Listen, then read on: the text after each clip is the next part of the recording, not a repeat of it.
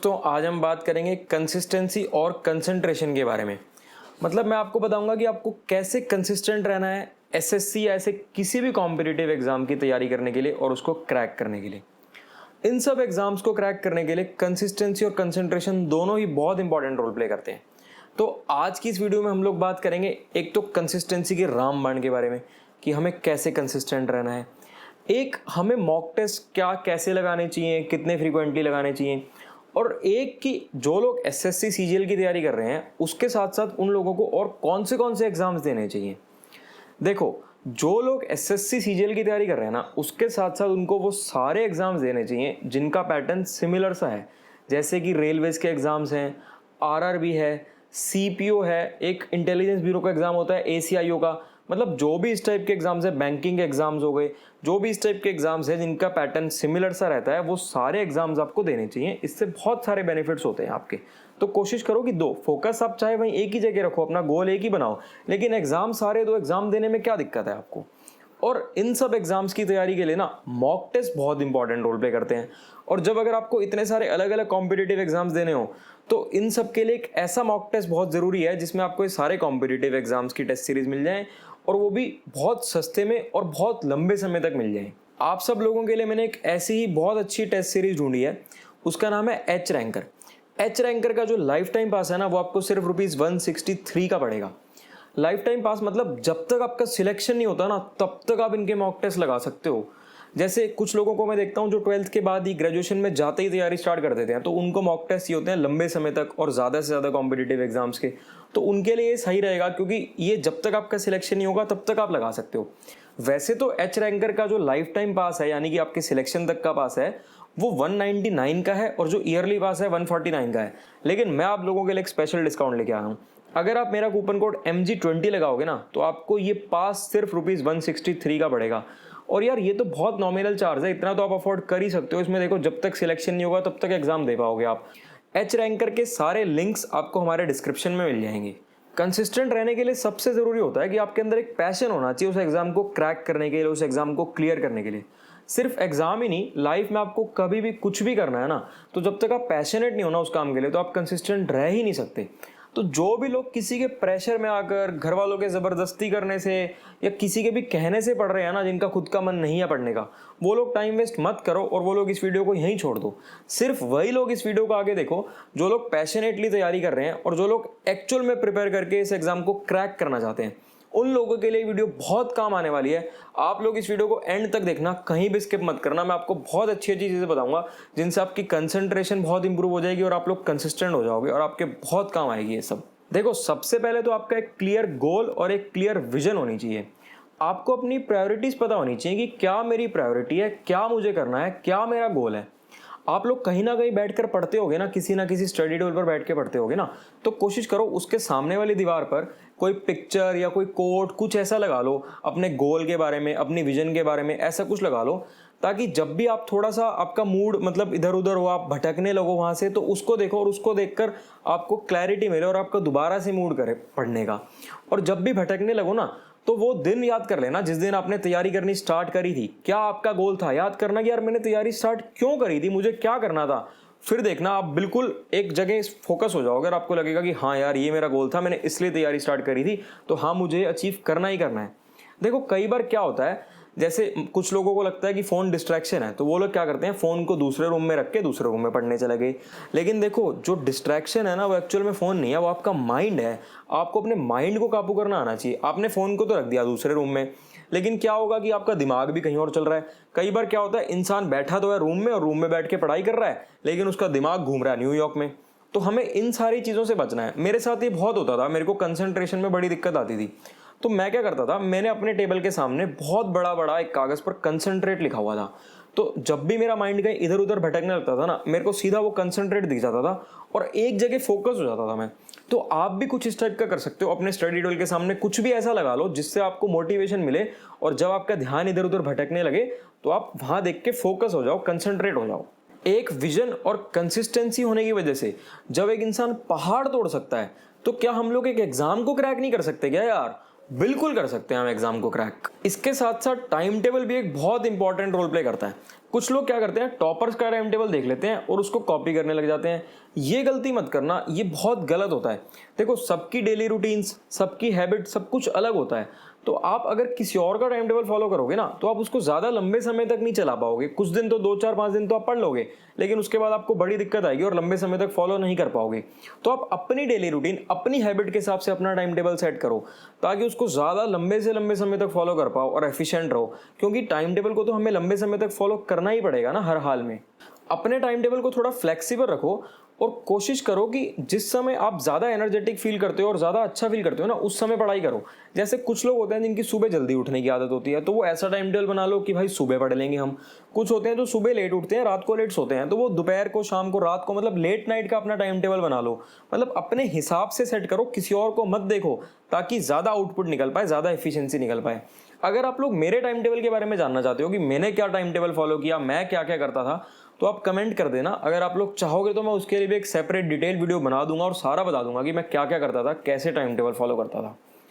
देखो, human mind is like a parachute, it only works when it is open. तो अपने mind को relaxed और फ्रेश रखना बहुत ज़रूरी होता है। हमारा माइंड रिलैक्स और फ्रेश रहेगा ना, तभी ज़्यादा से ज़्यादा काम कर पाएगा और तभी मैक्सिमम आउटपुट और एफिशिएंसी दे पाएगा।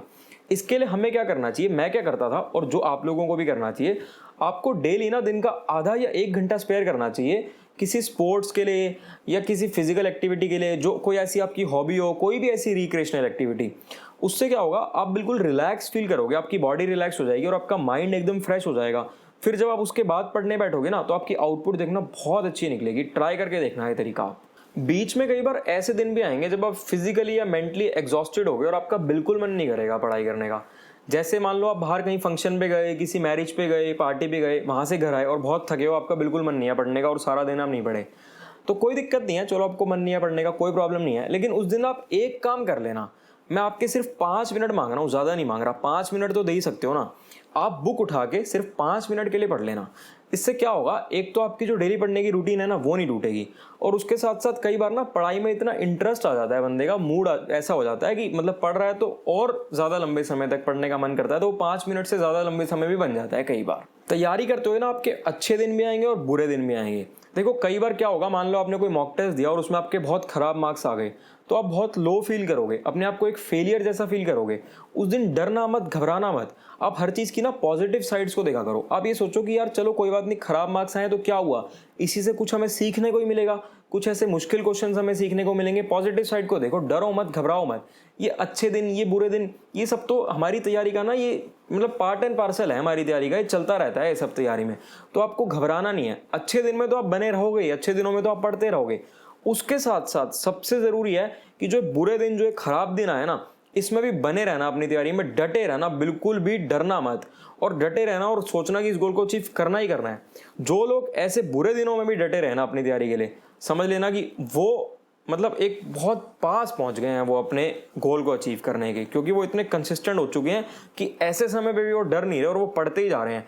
उनके लिए बहुत ही पॉजिटिव साइन है कि वो अपने गोल के बहुत पास पहुंच रहे हैं।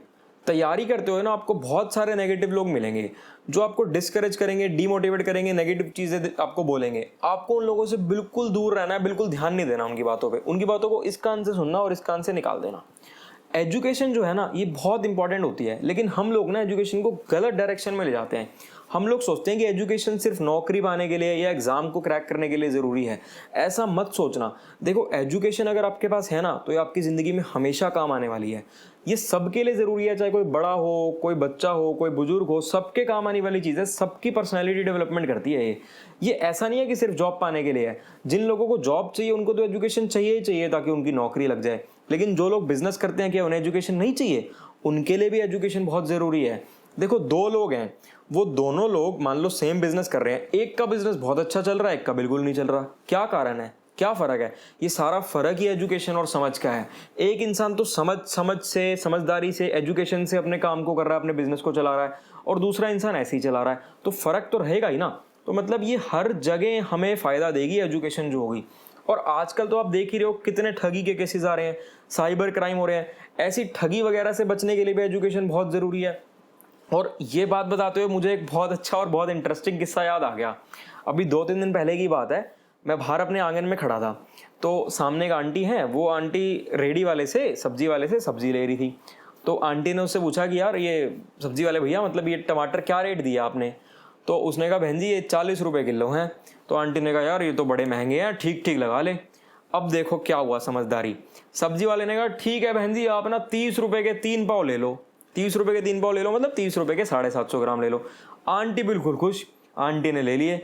आंटी ने कहा ठीक है भैया, अगर आगे से भी ऐसा अच्छा रेट लगाओगे ना तो मैं हमेशा आपसे ही लिया करूँगी सब्जी। अब देखो यहाँ क्या हुआ, ये सारा माइंड का ही तो गेम था ना। अब ये 40 रुपये का 1 किलो और 30 रुपये का 3 पाव, एक ही तो रेट हुआ ना। तो यही तो बात है ना सारी एजुकेशन की। अब देखो इसमें वो दोनों खुश हो गए, वो सब्जी बेचने वाला भी खुश हो गया, वो आंटी खरीदने वाली भी खुश हो गई। तो आप लोग ये समझो कि जो एजुकेशन है ना, ये हमारी daily day to day life में भी कितनी ज़रूरी है, बहुत इंपॉर्टेंट है। अब कई लोग क्या गलती करते हैं, कई लोग तैयारी करते हुए इतने बिजी और इतने व्यस्त हो जाते हैं कि वो अपनी हेल्थ का ध्यान रखना बिल्कुल बंद कर देते हैं, अच्छी डाइट लेना बंद कर देते हैं। ये गलती मत करना, अच्छी डाइट रखना, अच्छा खाना खाना और हेल्थ का ध्यान ज़रूर रखना। क्योंकि अगर अच्छी डाइट लोगे तभी तो आपका माइंड काम करेगा। आप अगर हेल्दी रहोगे, एकदम स्वस्थ रहोगे, तभी तो अच्छे से तैयारी कर पाओगे ना। और इसके साथ साथ कई लोग अपनी स्लीप साइकिल बिगाड़ लेते हैं। नींद मतलब दिन में 4 घंटे सो रहे हैं, 5 घंटे सो रहे हैं, ये भी मत करना। देखो अगर सोगे नहीं तो दिमाग थका रहेगा, दिमाग कहाँ से काम करेगा। मैं डेली 7 घंटे ज़रूर सोता था, तो आप भी कोशिश करो कि 7 घंटे तो आप ज़रूर सो, कॉन्टिन्यूस स्लीप। ये नहीं कि 4 घंटे रात को सो लिए, 2 घंटे दिन में सो लिए, नहीं, 7 घंटे की कॉन्टिन्यूस स्लीप होनी चाहिए। उसी से आपका माइंड बिल्कुल रिलैक्स और फ्रेश होगा। इसके साथ साथ चीट डे नाम की एक चीज़ होती है। जो लोग जिम वगैरह जाते हैं उन्होंने ज़रूर सुना होगा, जिम में भी वो हफ्ते में एक दिन चीट डे या चीट मील ज़रूर रखते हैं। ऐसे ही हमें तैयारी करते हुए भी एक चीट डे रखना है। जैसे मान लेते हैं आप संडे को रख लो, संडे को समझो कि आपको 2 या 3 बजे तक तैयारी करनी है, 2 या 3 बजे तक पढ़ना है बस। उसके बाद जो आपका बाकी संडे का दिन है ना, वो आपका चीट डे है। उसमें आपको कुछ भी ऐसा करना है जो आपको पसंद हो, कहीं घूमने चले जाओ, कोई स्पोर्ट्स या कोई भी रिक्रिएशनल, कुछ भी ऐसा काम कर लो जिससे आप बिल्कुल रिलैक्स और फ्रेश हो जाओ। जो भी आपको अच्छा लगता हो वो कर लो आप उस दिन। ये सोचो कि कितने लोग, कितने हजारों लाखों लोग इस एग्जाम की तैयारी कर रहे होते हैं और वो लोग बिल्कुल पैशनेटली तैयारी कर रहे होते हैं।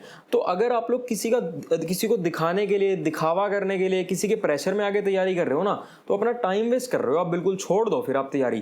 क्योंकि यार जो लोग इतने पैशनेटली तैयारी कर रहे हैं, क्या आप लोग उन लोगों को हरा पाओगे? क्या आप लोग उनसे आगे निकल पाओगे?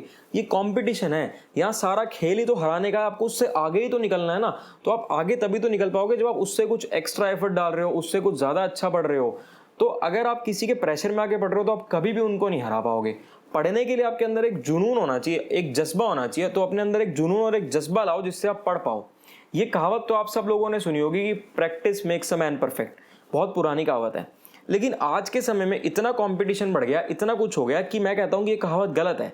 मेरे हिसाब से अगर इस कहावत को ठीक किया जाए तो कहावत होनी चाहिए perfect practice makes a man perfect.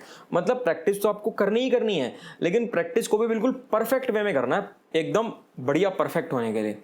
तो चलो फिर आज के लिए इतना ही था। अब आपसे अगली वीडियो में मिलेंगे। और अगर आप लोगों को मेरी वीडियोस अच्छी लगती हो, हमारा कंटेंट अच्छा लगता हो, तो ज़्यादा से ज़्यादा लोगों तक पहुंचाओ और हमारे चैनल को सब्सक्राइब ज़रूर कर देना, शेयर करो, वीडियो को लाइक करो। चलो ओके, मिलते हैं फिर।